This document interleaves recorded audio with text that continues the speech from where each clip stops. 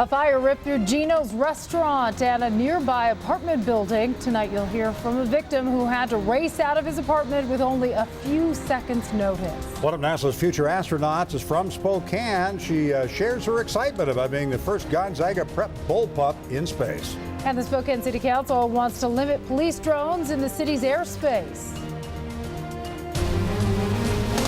KREM 2 News at 6 starts now. Good evening and thank you for being with us. I'm Randy Shaw. And I'm Jane McCarthy. Investigators are still processing the scene after Saturday's devastating fire that burned GENO'S restaurant and an apartment complex near Gonzaga. Authorities are now looking into the possibility of arson. Several people say they saw a man in the area where the fire started right before flames broke out. They're still interviewing witnesses. They're also hoping to find surveillance video from neighboring businesses to help identify him. But for residents of the SINTO apartments, the damage is already done. KREM 2's Whitney Ward has been out there on the fire scene all day talking with some people who have nothing left after that fire.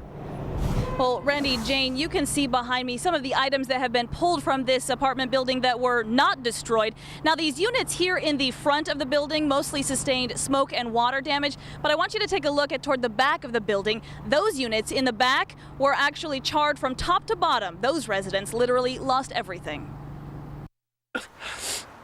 So, I guess I'm on the street. Tim Anderson can only watch as workers bring out small loads of items that survived the fire that swept through his building Saturday evening. He escaped with only the clothes he has on and his service dog. It all burnt up. It was on the walls in my living room. It's what made it home. The Red Cross has been putting him up in a hotel, but that's only for 3 days. Starting Tuesday, he'll be on his own. SNAP, in the meantime, is working hard to find new apartments for each of its 16 tenants who had mere seconds to evacuate. Fire had melted the gas meter. There was free-flowing natural gas that was on fire that was ballooning between both of these buildings. The gas funneled the fire directly into Tim's apartment. The flames were shooting in through the window. It exploded the windows. And what took a lifetime for Tim to collect was wiped out in minutes. Years of stuff. It's all gone. I just don't know what I'm going to do. I need help.